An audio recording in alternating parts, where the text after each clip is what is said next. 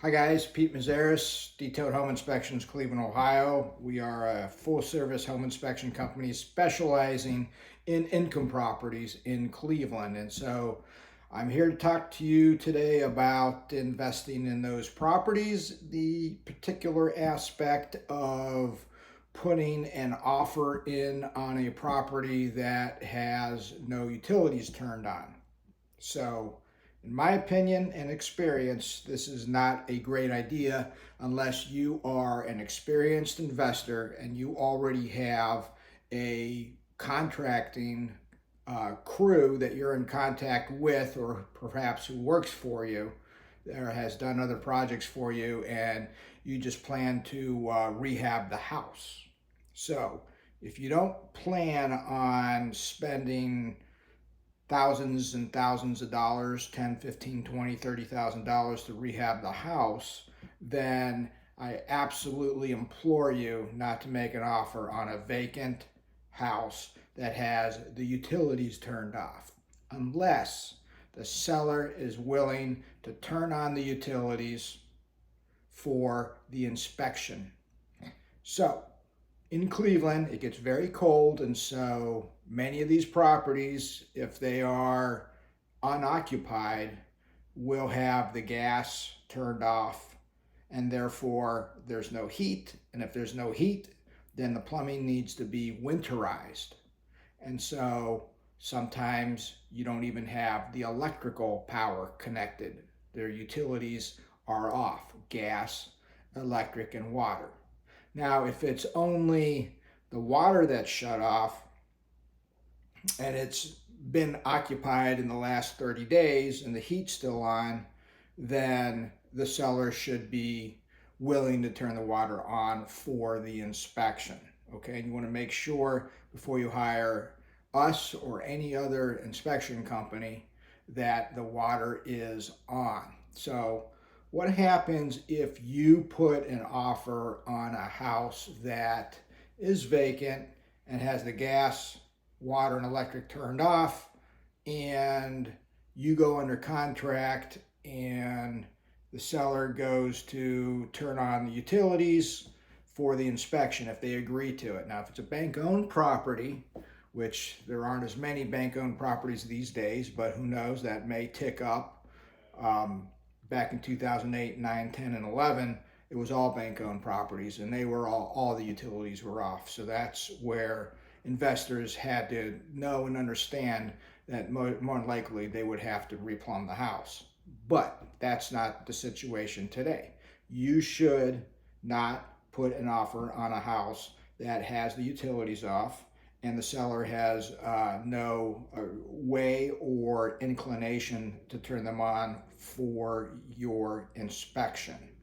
And of course, you want to do an inspection on these properties. You have no idea what could be, present in these properties that would have to be addressed by you as you become the owner in order to get the house to a position where you can put tenants in it and not get complaints, and obviously get an occupancy permit and so forth.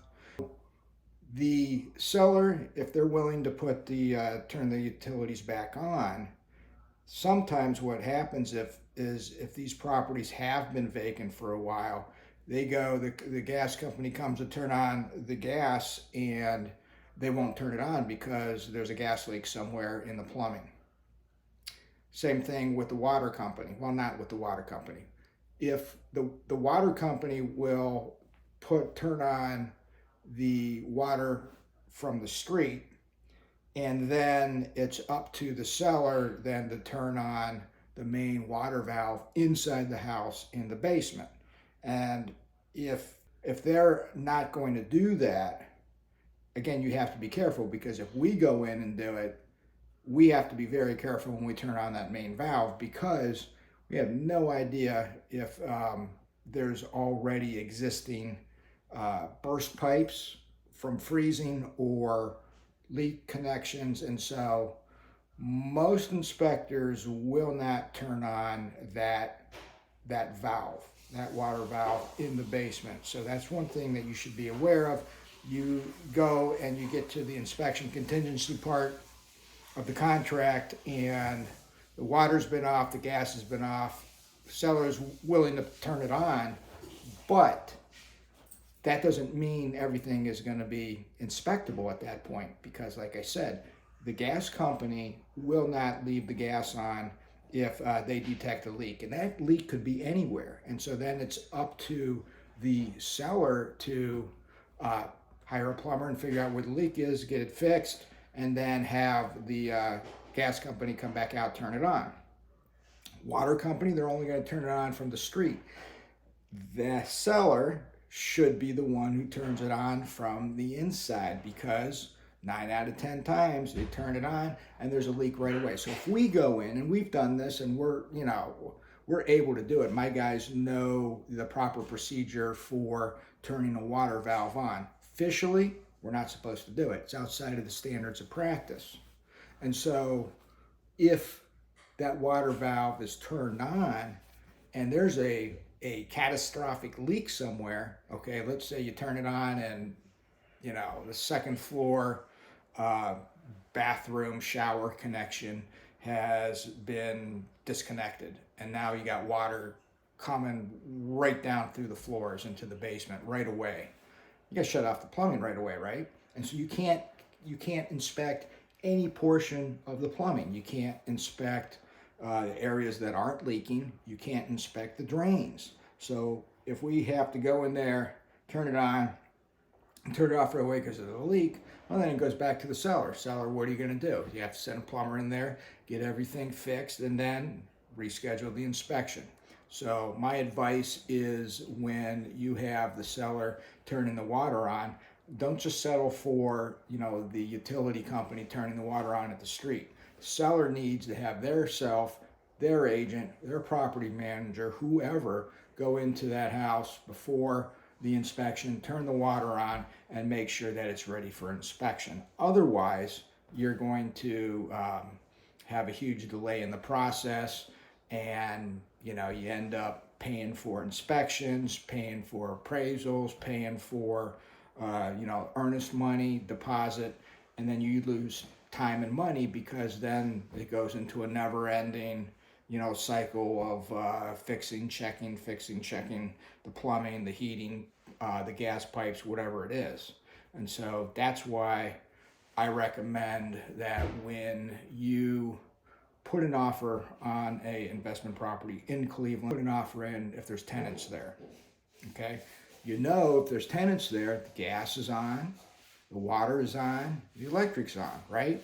And so if you put an offer on a vacant house, you want to ask, when was it last occupied? How long has it been vacant? If it's been vacant for more than 30 days, that could be a problem. Are the utilities on? Okay, that has to be verified. So many times, agents, sellers say the utilities are on, but they're not on. Okay, you could have the water bill in arrears, and so the water company turned it off, and they won't turn it on until the water bill is paid in full.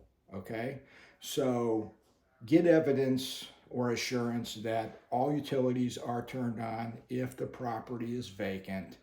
If the property is vacant and the utilities are winterized and the seller is slow to respond, doesn't know, I would say walk away from that property. It's because it just becomes a never-ending cycle of trying to get things ready for inspection, and you'll get frustrated in the process. So my opinion, 20 years of playing in this sandbox, that's what I would do if I were purchasing a income property in Cleveland. So I hope this is helpful to you guys. Thanks.